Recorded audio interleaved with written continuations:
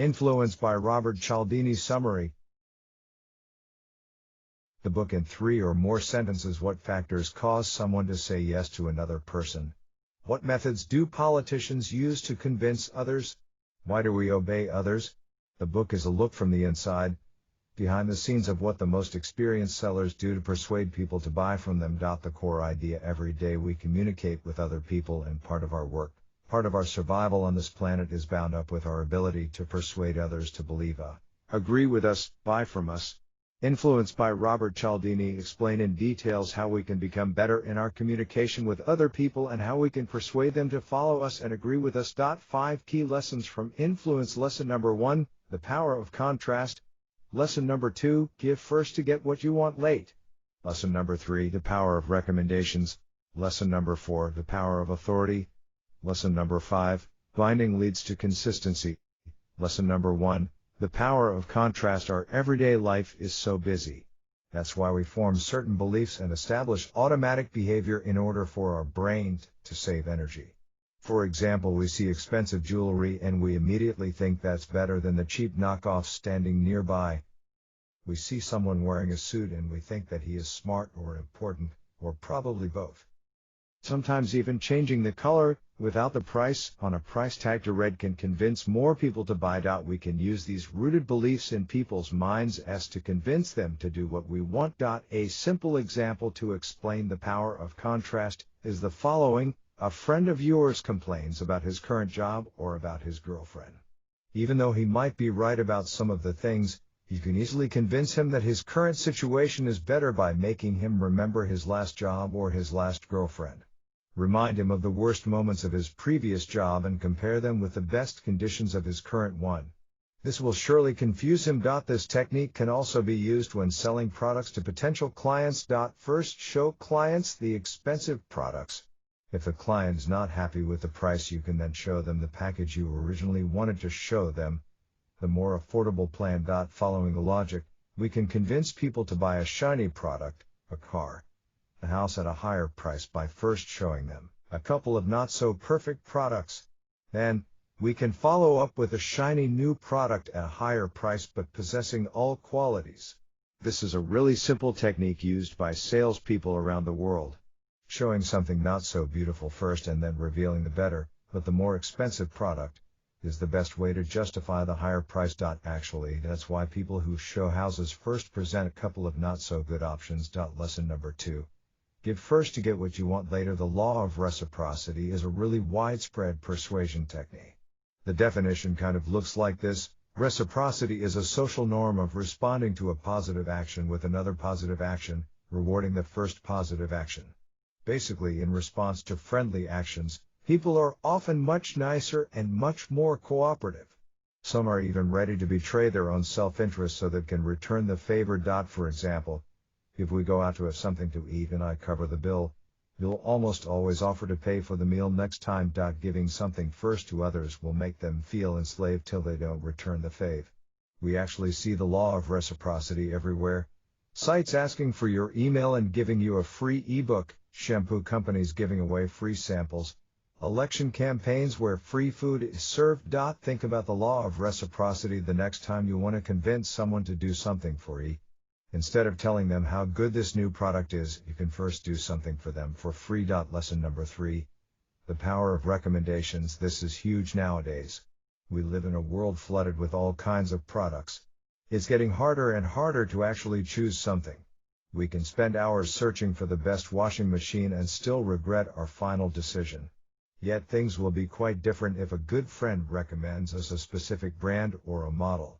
Since a friend is telling us to get this model, we will be more convinced to actually get it. A lot of online companies use this powerful persuasion technique to increase their market share. For instance, companies that offer services, not physical products, rely on this strategy to make more sales. What do? They convince their current customers to recommend the product and offer something in return. Actually, there is a word for that. Affiliate marketing. Here how this works: you recommend a product to a friend, he purchases the product using your link, you get paid for introducing the product to someone. It's basically a win-win situation for everyone. Current customer, he gets a commission for recommending something he uses himself. New customer, he feels relieved because he doesn't have to read thousands of opinions online. Company, they get a new client. Also, the current customer will most probably recommend the service to even more people. The takeaway here is simple: no matter what you do, part of your growth strategy should be to persuade the current users to talk about your services with others. How can you do this? You can offer something in return. Lesson number 4. The power of authority. Part of our upbringing involves obeying others. We strive to do what our parents tell us to do. We don't do some things in public because there are certain social norms we don't want to break. Disobedience will put you in jail or in hell if you're a believer. Also, we are trained to obey someone only because he is wearing a uniform. If you bump into a police officer, and he tells you to lay on the floor or explains that he needs your car, like in the movies, you will be quite willing to obey his demand. Why not? He is all dressed up, uniform, radio station, a gun and all the other perks.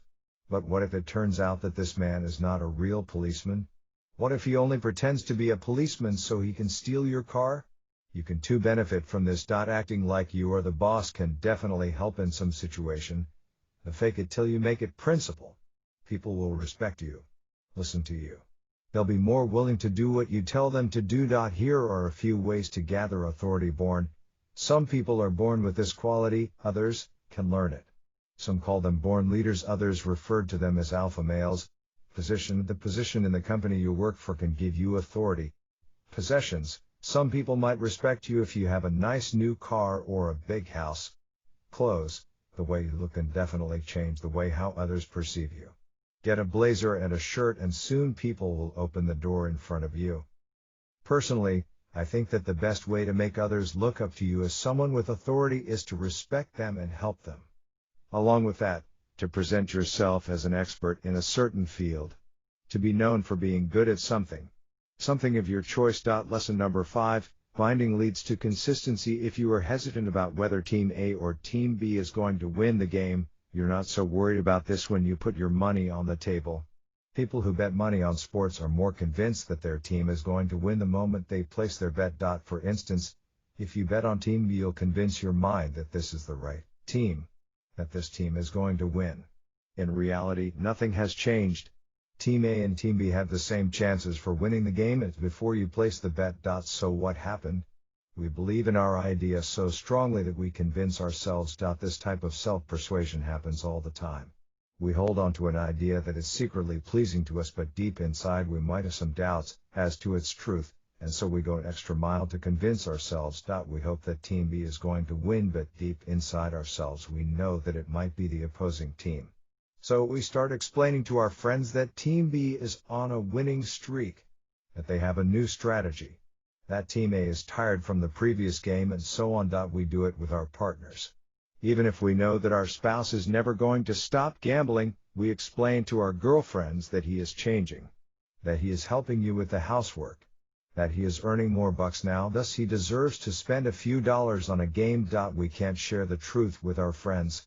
This will mean that we, ourselves, took the wrong decision by marrying a drunk bastard who wastes our savings online. This type of conviction bias can be used in your favor.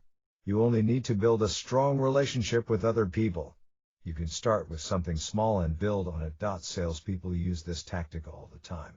They try to sell you something small, something that won't make them a huge profit, but it will build a bridge between the company and your wallet. These type of small purchases become larger over time, and why not? You already trusted this brand before, right?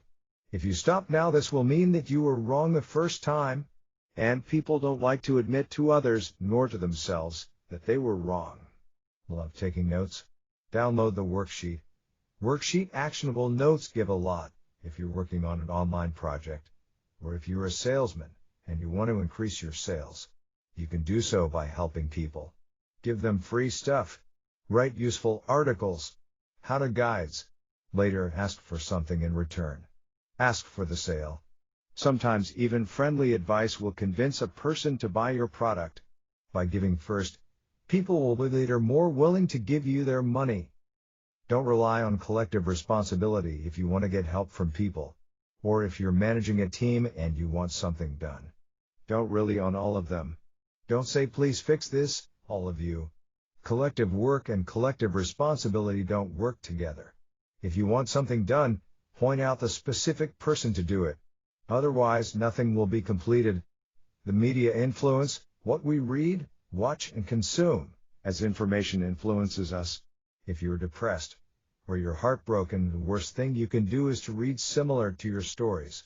The best, most useful, and extremely easy to implement thing you can do is to expose yourself to positive news, people, emotions. It might sound dull and simple, but this is really powerful. The power of recommendations, regardless of whether you're selling goods, or you're selling yourself, you need to convince more people to recommend your services. How? By making it easy for someone to like you and making it easy for someone to share what you offer. For example, if you have a site, adding sharing buttons is a must. Fake it till you make it. Large portion of the book can be narrowed down to the principle fake it till you make it. By imitating confidence, competence, and an optimistic mindset, you can convince yourself, and others, that those qualities are real. Commentary and my personal takeaway: the book is definitely worth your time. The author shares countless examples and techniques that will make others listen to you. As the world is becoming more digital and less direct, mastering few social kung fu kicks will definitely set you apart from the crowd. I personally enjoyed the part where the author explains that juries will give lighter sentences to more attractive convicts. Not that you should try to rob the bank if you're gorgeous. I'm sharing this because it's a really simple hack to influence others. Even if you don't consider yourself as someone who is pretty, you can easily disguise your flaws by wearing nice things. Notable quotes: a well-known principle of human behavior says that when we ask someone to do us a favor, we will be more successful if we provide a reason. People simply like to have reasons for what they do. Often we don't realize that our attitude towards something has been influenced by the number of times we have been exposed to it in the past. Persons who go through a great deal of trouble or pain to attain something tend to value it more highly than persons who attain the same thing with a minimum of effort. What to read next? Actionable book summary: The Wisdom of Insecurity by Ellen Watts. Actionable book summary: Think and Grow Rich by Napoleon Hill. Actionable book summary: The Laws of Human Nature by Robert Greene.